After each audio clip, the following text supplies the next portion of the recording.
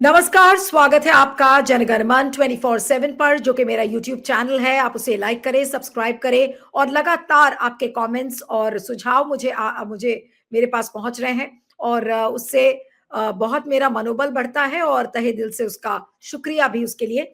और आज की जो बड़ी खबर है उस पर बात करते हैं कि एक तरीके से ऐसा लग रहा है कि महाराष्ट्र अब मुख्य चुनाव आयुक्त राजीव कुमार, मोदी और शाह का तख्ता पलटने जा रहा है, क्योंकि महाराष्ट्र विकास अघाड़ी के जीते हुए विधायकों ने आज एक बड़ी बगावत की। उन्होंने ये कह दिया कि जो चुनावी प्रक्रिया है उसमें उनको विश्वास नहीं है, चुनावी मशीनों में उनको विश्वास नहीं है और एक तरीके से लोकतंत्र का गला घोटा गया है। इसलिए उन्होंने शपथ लेने से मना कर दिया। 3 दिन का ये स्पेशल सेशन बुलाया गया था ताकि सारे जो लोग हैं, सारे जो एमएलएज हैं, विधायक हैं, सब लोग शपथ ग्रहण करें। तो आज शपथ लेने से महाराष्ट्र विकास अघाड़ी के विधायकों ने मना कर दिया। इससे बहुत बड़ा संदेश जा रहा है और ये मामूली बात नहीं है एक लोकतांत्रिक देश में कि अगर जीते हुए विधायक शपथ नहीं लेते ये कह के कि देखिए हमारा चुनावी मशीनों में कोई विश्वास नहीं है और ये पूरा चुनाव चुराया गया है, तो फिर आज पूरा विश्व आज महाराष्ट्र की तरफ देखेगा और ये देखेगा कि आज कितना बड़ा संदेश महाराष्ट्र विकास अघाड़ी ने पूरे विश्व को दिया है और उससे भी ज्यादा बड़ा संदेश मोदी, शाह और राजीव कुमार के ऊपर गया है। मान लीजिए कि अगर पूरी महाराष्ट्र की जनता और जो जगह से अलग अलग जगहों से खबर आ रही है कि अब अलग अलग गांव के लोग अब जग रहे हैं, उनका चुनावी मशीनों में विश्वास नहीं है, तो क्या अब महाराष्ट्र ही मोदी, शाह और राजीव कुमार का तख्ता पलट करेगा? आज इसी पर हम बातचीत करेंगे। हमारे साथ पुणे से वरिष्ठ पत्रकार और पॉलिटिकल कमेंटेटर अनिल सिन्हा जी जुड़ रहे हैं। अनिल जी, आपका बहुत बहुत स्वागत है। Thank you so much for joining. और महाराष्ट्र विकास अघाड़ी के विधायकों ने, जीते हुए विधायकों ने आज शपथ लेने के लिए मना कर दिया। आपके हिसाब से एक लोकतांत्रिक देश के लिए आज ये कितना बड़ा टर्निंग पॉइंट है, कितना बड़ा मैसेज है? जी नहीं, ये तो बहुत ही बिग मैसेज है। और इससे ये पता चला क्या कि जो मतलब 5 साल से 2019 के समय से ही जो चुनाव आयोग पर जिस तरह के आरोप लगते रहे और जिस तरह से उनके बारे में मतलब पॉलिटिकल पार्टीज ने समय समय पर उनके साथ शिकायत की और मतलब पूरी तरह जो उनका फेलियर था वो आज दिखाई दे गया, क्योंकि अब उनके रिजल्ट को वैसे भी जैसे ही रिजल्ट आया किसी भी पॉलिटिकल पार्टी ने अदर देन जो महायुति में थे, जो एनडीए के जो घटक थे, इसके अलावा किसी ने इसको एक्सेप्ट नहीं किया। ये देश में पहली बार हुआ।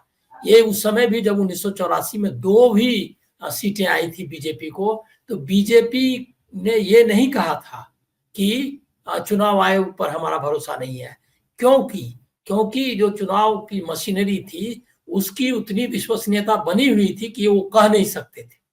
अच्छा, इस बार जो रिजेक्शन, जो इनके रिजल्ट का जो रिजेक्शन आया है, उसको जो उसकी अस्वीकृति जो आई है, वो अस्वीकृति कहाँ से आई है? जनता से आई। मार्केटवाड़ी जो है सोलापुर के मालसीरस विधानसभा क्षेत्र में, वहां से आई। एकाएक लोग जमा हो गए जैसे ही रिजल्ट आया। अच्छा, इसमें कोई मतलब एमएलए ने या पॉलिटिकल पार्टी ने कोई इनिशिएटिव नहीं ली थी।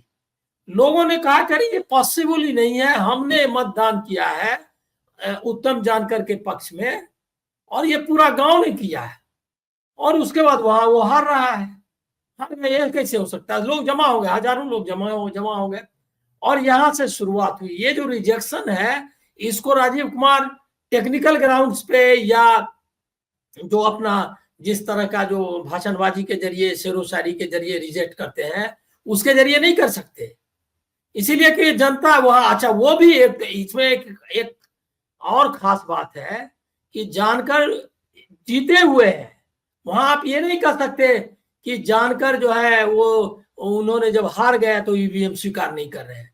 ईवीएम को जानकर तो चुनाव जीत गए थे, लेकिन वहां के गांव वालों ने कहा कि भाई ये जो है सो पॉसिबल ही नहीं है। हम यहाँ पर हमने सबने उनके पक्ष में वोट किया है, 2-4 वोट की बात नहीं जानते हैं, तो वहां वे हार कैसे सकते हैं? ये पीपुल्स जो है मूवमेंट हो गया और ये समझिए कि यहाँ से रिजेक्शन शुरू हुआ और इस रिजेक्शन को राजीव कुमार नहीं रिजेक्ट कर सकते। अब देखिए इसको काउंटर करने के लिए चुनाव आयोग ने क्या किया। चोक लिंगम जो है उन्होंने स्टेटमेंट दिया कि ये जो प्रचार हो रहा है ईवीएम के खिलाफ और जो इसको रिजेक्ट करने की बात चल रही है, ये इसका मतलब उनका कहने का अर्थ था कि इसमें बाहर के लोग हैं। और कहा किसी का बता रहे थे कि बाहर से रहने वाले किसी फलाने, निश्चित तौर पर आप समझ रही हैं कि बाहर के कहने का मतलब किसी माइनॉरिटी का और किसी का नाम लेंगे वो, तो उसका नाम है, उसके खिलाफ इनिशिएटिव मतलब शुरू भी हो गया कि उसने ये सब कैसे पोस्ट डाला लोगों। अरे एक आदमी अगर गल्फ कंट्री या कहीं से पाकिस्तान से अगर क्या कहते हैं भड़काएगा और लोग जो है जमा हो जाएंगे, और वही दूर देहात मालसीरस के गांव के विधानसभा क्षेत्र में वहां के कहने से जमा हो जाएंगे। ये देखिए कितना है। तो ये उसको चाहते थे मैनिपुलेट करना, नहीं कर पाए। बिल्कुल, आप बिल्कुल सही कह रहे हैं, लेकिन मैं सवाल एक पूछना चाह रही हूँ और जनता के लिए मैं चाहूंगी कि आप इसको समझाएं कि ये जो छोटी सी एक मरकतवाड़ी की चिंगारी जो हमने देखी थी, आज महाराष्ट्र विकास आघाड़ी का के जीते हुए विधायकों का शपथ न लेना, इसका मतलब क्या है? क्या एक बड़ी बगावत की तैयारी राजीव कुमार के खिलाफ, मोदी जी और शाह साहब के खिलाफ ये लगती है, और अब एक बड़ा आंदोलन इसको लेकर होगा, और इसको चाह कर भी अमित शाह, मोदी जी और राजीव कुमार नहीं रोक पाएंगे? देखिए, ये राजीव कुमार नाम के व्यक्ति को लोग जानता भी नहीं होगा कि कौन चुनाव आयुक्त है। ये जो प्रक्रिया उन्होंने बना रखी है, जो चुनाव की मशीन है, उसके खिलाफ है। ये मतलब वो लोगों को पता भी नहीं है कि कौन है राजीव कुमार। ये कोई व्यक्ति का नहीं समझिए, ये कितना बड़ा फेलियर है। आप देखिए, अंतर देख लीजिए राजीव कुमार और टीएन शेषन में। टीएन शेषन का गांव लोग इसलिए नाम जानता था कि उनको मालूम था कि ये जो है हमको हमारे वोट के अधिकार की रक्षा के लिए एक आदमी डट कर खड़ा है, पूरे सिस्टम से लड़ रहा है, नीचे में गुंडों से लड़ रहा है, ऊपर में पैसा वालों से लड़ रहा है, उसके सरकार से भी लड़ रहा है। और ये राजीव कुमार का जस्ट उल्टा इमेज है। दो जो है, दो चुनाव आयुक्त की आप तुलना कर लीजिए और आपको दिखाई साफ दिखाई देगा। एक राजीव कुमार है जो सरकार के पक्ष में, उनकी हिम्मत नहीं। देखिए, बोलने से कि आप बहुत हम साफ सुथरे हैं और गाली मतलब विपक्ष को गाली देने से जो चंद्रचूड़ कर रहे हैं, उससे उनका काम नहीं बनने वाला है। उनका काम ये बनने वाला है कि आपने सत्ता के खिलाफ कितनी ताकत से कौन खड़ा रहा है, इसी से उसकी बहादुरी जज होती है। ये जो उनकी बहादुरी है, जो हारे हुए कमजोर विपक्ष जो है, जिसके पास पैसा भी नहीं है, जिसका बैंक अकाउंट, देखिए उसको बैंक अकाउंट भी सीज किया तो उसको जाना पड़ा क्या कहते हैं कुछ कोर्ट से। उसमें चुनाव आयोग ने उनकी कोई मदद नहीं की। चुनाव आयोग ने न पॉलिटिकल पार्टी के अधिकार की मदद करने में कोई सफलता पाई है, न वो खड़ा रहा जनता के पक्ष में, न वो चुनाव जो भारत में जो पवित्रता है, चुनाव की पवित्रता, संविधान की पवित्रता, उसके पक्ष में खड़ा हो रहा है। ये उसके लिए बहुत ही मतलब समझिए कि दुर्भाग्यपूर्ण है किसी भी व्यक्ति के लिए। और संयोग ऐसा है कि चुनाव आयोग में हरास हुआ है उस समय से। वो कौन था शख्स? अरोड़ा थे ना, कौन सा पूरा नाम नहीं, राजीव नहीं, कौन नाम था उनका, दबी भूल गया, जो पहले चुनाव आयुक्त थे मोदी के समय में जो बने थे। अरोड़ा के बाद से आप देख लीजिए क्या कि ये हरास होता गया, लेकिन राजीव कुमार तक आते आते इतना हरास हो गया कि अब उनको ऐसे चुनाव आयोग को डिफेंड करना पड़ रहा है जिस चुनाव आयोग को डिफेंड करने की स्थिति में नहीं है। उनको एक मौका था कि वो उसको सुधार सकते थे। अब ये तो बड़ी बात हो गई ना कि चुनाव पॉलिटिकल पार्टीज ने ही इसका बहिष्कार किया, और ये हुआ बांग्लादेश में, उसने चुनाव में ही बहिष्कार कर दिया पीएनपी ने, खालिदा जिया की पार्टी ने। आज जब अनाउंसमेंट आया आदित्य ठाकरे की तरफ से कि भाई महाराष्ट्र विकास आघाड़ी के जीते हुए एमएलए शपथ नहीं लेंगे क्योंकि उनको ईवीएम पर शक है, चुनाव चुराया गया है, और तो उसके बाद अजीत पवार का एक स्टेटमेंट आया और उन्होंने कहा कि देखिए ये सबसे बात तो बनेगी नहीं, अगर आपको शिकायत है तो आप चुनाव आयोग में जाइए या तो अदालत में जाइए। इस रिएक्शन का क्या मतलब है? देखिए, वो अजीत पवार अपना मतलब का मामला ऐसा है कि उनको मालूम है कि ग्राउंड पर रियलिटी क्या है। उनको हम लोगों से और आप लोगों से ज्यादा मालूम है। वो जान रहे हैं कि ये जो महायुति के खिलाफ जो आंदोलन होगा वो आंदोलन बढ़ने वाला है। और दूसरा है क्या कि वो नीतीश कुमार टाइप भूमिका अपनाना चाहते हैं, जिसमें कि वो जो है सेकुलर फोर्सेस के खिलाफ नहीं जाना है, प्रोग्रेसिव अपने को दिखाना है और साथे सटे रहना है क्या कहते हैं बीजेपी के साथ। तो इसीलिए वो आपको कभी नरम कभी गरम जो एक गाना है उसका भगवान दादा का वही वो करेंगे, उसी को दिखाना चाहते हैं। तो इसीलिए उनका जो है ना वो रवैया रहेगा, उससे कोई ज्यादा उम्मीद ना करे विपक्ष, ऐसा है। लेकिन और उनका तो हो गया कि 1000 का जो था 1000 की संपत्ति उनकी रिलीज हो जाएगी, एकदम उसी लाइन पर चल रहा है जैसे प्रफुल्ल पटेल की संपत्ति रिलीज हो गई। और वो भी संपत्ति ऐसी थी जिसके जो कि अंडरवर्ल्ड से खरीदी हुई संपत्ति थी, उसको भी रिलीज किया। अब इनकी 1000 की ये संपत्ति रिलीज हो गई, सारा का मामला। अभी इसमें हमको लग रहा है भुजबल की भी फाइल नहीं मिल रही है, तो उसका भी मामला समाप्त समझिए फिलहाल। तो इस तरह से इनका जो पर्पस था वो बेचारे उसी में लगे हुए हैं। उनको आप एक तरह से इन लोगों को आपको माफ करना चाहिए। इनके बारे में क्राइस्ट मतलब जीसस को याद करना पड़ेगा कि इनको मालूम नहीं है कि क्या कर रहे हैं ये, इसीलिए इनको माफ कर दो। लेकिन ये अपने बचने के लिए जो भी कर रहे हैं ये लोकतंत्र के पक्ष में नहीं है। नहीं, लेकिन अनिल जी, जो अब इस समय महाराष्ट्र में हम देख रहे हैं, एक सोशल टर्निंग हुई है महाराष्ट्र में चुनाव के बाद खासकर, और लोगों में ये जागरूकता बहुत ज्यादा आई है कि भाई चुनावी मशीन में गड़बड़ हो रहा है, गड़बड़ करने वाले लोग दिल्ली से करवा रहे हैं, ये भी मैसेज गया।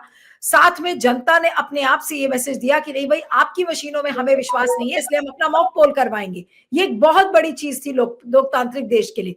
लेकिन उस चीज को दबा दिया शाह साहब ने कर्फ्यू लगाकर, क्योंकि वहां पर केंद्रीय बल गया हुआ था, पैरामिलिट्री फोर्सेस को भेजा गया।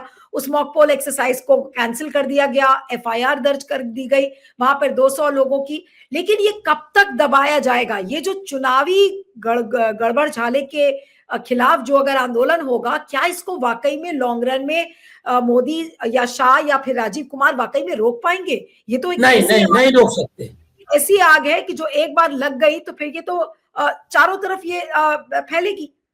नहीं, ये तो इतिहास गवाह है, रोक नहीं सकते। यहाँ हिंदुस्तान में ही जब विधानसभा भंग करने का आंदोलन चलाया जेपी के लोग, जेपी मूवमेंट हुआ, गुजरात में नवनिर्माण मूवमेंट जिसमें खुद हिस्सा बने हो, वहीं से बीजेपी की जो बीजेपी आप आज जिसको कहते हैं भारतीय जनसंघ की जो विश्वसनीयता बनी या आरएसएस जो आज हावी है, उसके पीछे रीजन यही है। वो जो उस आंदोलन की पीठ पर सवार होकर के ही ये सवारी की इन्होंने, जो यहाँ तक पहुंचे हैं। तो ये जो है, तो ये इनसे पूछा जाना चाहिए कि मोदी तो उस समय थे, छात्र आंदोलन में, अपने को कहते हैं कि हम तो अंडरग्राउंड हो गए थे और बहुत बड़े किरदार थे, ऐसा वो दावा करते हैं। तो उनको ये पूछना चाहिए कि वो आंदोलन क्या था। वो आंदोलन यही था, जेपी ने यही आंदोलन चलाया था कि भ्रष्टाचार, ये जब सरकार, जब चुने हुए प्रतिनिधि हमारे लिए प्रति जिम्मेदार नहीं रह गए हैं तो उनको इस्तीफा देना चाहिए। और इसी का आंदोलन चलाया था बिहार विधानसभा में के खिलाफ में भी, गुजरात में भी यही आंदोलन चला। और यह आंदोलन चला, अंत में उसने इंदिरा गांधी को पदच्युत किया। इसीलिए इनको इतिहास, ये जो है, ये जिस तरह से बोल रहे हैं ये लोकतंत्र के विरोधी हैं, इनको मानना चाहिए। तो इनको पूछना चाहिए कि उस समय क्या था, लोकतंत्र का नहीं था क्या? जबकि चुनाव आयोग पर एक बात आप समझ लीजिए, उस पर चुनाव आयोग पर, चुनाव पर कोई तरह का ये नहीं लगा था। वहां पर उस समय चुनाव में भ्रष्टाचार होते थे, लेकिन ये इंडिविजुअल फेनोमेना था। लोग जो गांव के दबंग थे या आसपास के दबंग थे या दबंग नेता थे, वो चुनाव चोरी करते थे और चुनाव टीएन सेशन ने उनके खिलाफ लड़ा। मशीनरी पूरी लगी हुई हो, इनकम टैक्स डिपार्टमेंट लगा हुआ हो, ईडी लगा हुआ, ये नया मॉडल है। ये है अमित शाह मॉडल या मोदी मॉडल। वो मॉडल ये मॉडल नहीं था। उस समय था कि उन्होंने कहा कि ये जो हमने चुन के दिया, वो कहा चुन के दिया। वो ये नहीं मानते थे कि ये गलती से चुन गए है, चुन के दिया। लेकिन ये जो चुने गए हैं ये हमारा प्रतिनिधित्व करने के काबिल नहीं रहे, भ्रष्ट हो गए हैं। इसीलिए इनको गद्दी से उतारो, बीच में रिजाइन करो। और इसके लिए लोहिया ने भी कहा हुआ है कि जिंदा कौमें 5 साल इंतजार नहीं करती। और उसके बाद जेपी ने कहा कि इनको क्या कहते हैं, वापस लो, क्या कहते हैं, जनप्रतिनिधि वापसी का अधिकार जो है उन्होंने मांगा, जो नहीं दिया गया। लेकिन वो रिजाइन करवाया, बीच में करवाना है, सत्ता से हटाना है, यही डिमांड था। और उसमें सारे सदस्यों को रिजाइन करने के लिए कहा गया था। और हमको याद है, हम लोग इस समय कॉलेज में थे, जस्ट मतलब ज्वाइन ही किया था कॉलेज। तो जो हमारे यहाँ का विधायक थे, उनको वो थे विपक्ष के विधायक, रिजाइन नहीं कर रहे थे। तो छात्रों ने उनके बाह मरोड़ दी थी, पब्लिक, मैंने वो, मैं उसका गवाह हूँ, वहां उस मौजूद था उस भीड़ में मैं। उन्होंने उनके बाह मरोड़ दी और उनको फोर्स किया था कि आप साइन करो अपने रिजिग्नेशन पे कि मैं विधानसभा की सदस्यता से इस्तीफा देता हूँ। सबसे रिजिग्नेशन करवाया था, तो ये आंदोलन चल गया था। तो अब तो इस बार ये आंदोलन दूसरा है। इस बार ये आंदोलन है तुम रिजाइन मत करो, ये पूरा चुनाव ही रद्द करो, इसीलिए ये आंदोलन उससे भी आगे। आपने जो लास्ट में कहा कि ये चुनाव को रद्द करने के लिए अब एक आंदोलन है, तो क्या अगर एक जगह इस तरह से चुनाव को रद्द कराने का आंदोलन शुरू होगा, आई एम श्योर ये मैसेज हरियाणा में भी जाएगा, ये मैसेज बाकी राज्यों में भी जाएगा जहां पर चुनाव को चुराने की कोशिश की गई है। लोकसभा का चुनाव है, तो क्या अब सारे चुनाव को रद्द करने के लिए एक बड़ा आंदोलन होगा? जगह जगह से यही आवाजें उठेंगी कि भाई सारे चुनाव रद्द कराओ, क्योंकि जितने चुनाव हुए हैं सब चोरी किए हुए हैं। नहीं, सारे चुनाव रद्द वहां नहीं होंगे जहां डबल इंजन की सरकार है, और ना डबल इंजन की सरकार वो सारे चुनाव का होगा। बाकी जगह के चुनाव को नहीं होगा। हालांकि डबल इंजन की सरकार जहां नहीं भी थी वहां भी फंसा के किया, जैसे भूपेश बघेल को घेर घार के छत्तीसगढ़ का भी चुनाव जीत लिया है, तो इसीलिए वो वहां भी घेर घार के उनके रोज छापे पड़ रहे हैं और ये हो रहा है, उनके लोगों को पकड़ा जा रहा है, कौन महादेव है, फलना क्या क्या, अभी सबका हो गया खत्म, वो कुछ नहीं, अब छत्तीसगढ़ में सब क्लीन हो गया। तो ये जो है ये पूरा का तंत्र लगा करके जहां जहां डबल इंजन की सरकार है वहां पहले डिमांड होगी, बाद में बाकी जगह के बारे में भी। तो जब चीजें आने लगेंगी तो खुलने लगेगा कि चुनाव आयोग ने किस किस लेवल पे किया है। लेकिन एक आखिरी सवाल आपसे करूंगी कि क्या आज महाराष्ट्र विकास अघाड़ी का जो ये स्टैंड है कि उनको शपथ नहीं लेना उनके जीते हुए विधायकों का, क्या ये मोदी और शाह के तख्ता पलट की तैयारी है एक तरीके से? ये अगर ये इस पर टिके रह गए, अगर वो कि नहीं लेंगे शपथ और किसी बातचीत से अगर उन्होंने नहीं स्वीकार किया, तो ये बहुत बड़ी चीज होगी। मुझको इसमें थोड़ा डाउट है, इसीलिए कि इनके जो लीडरशिप है, जैसे पवार है, ये लोग पुराने कॉन्स्टिट्यूशनलिस्ट हैं, ये मानते हैं कानून में, संविधान में, तो शायद वो लोग कोशिश करें कि जो है ये निर्णय पलट दें। लेकिन ये निर्णय अगर नहीं पलटा इन्होंने, अगर इस पर टिके रहे, तो ये देश भर में डेमोक्रेसी के पक्ष में जो एक बड़ा आंदोलन होगा, जो जिस तरह से कर रहे हैं वो उससे होगा। और इसमें अभी बताया ही आपके मतलब शो में बोल रहे थे पोहरे साहब कि रिवर लिंकिंग का 1 लाख करोड़ का प्रोजेक्ट है, जिसको पहले स्ट्रोक में पास करना है। तो ये अडानी ने जो पैसे खर्च किए हैं, वो जो जिसकी आशंका जताई जा रही है, तो वो जो है उस पे ये जांच होनी चाहिए कि इस दरमियान जो है कैसे, बहुत सारा चीज इसमें जांच होने की जरूरत है। हमको तो लग रहा है क्या कि इसमें बहुत सारा कुछ एनजीओ और दूसरे लोगों को करना पड़ेगा, जो कि इसमें किन लोगों की भूमिका रही है डेमोक्रेसी को सबोटेज करने में, ये एक्सपोज करना चाहिए। और उसमें गोदी मीडिया में भी पेड न्यूज किस तरह से चला है, इसकी भी जांच होनी चाहिए।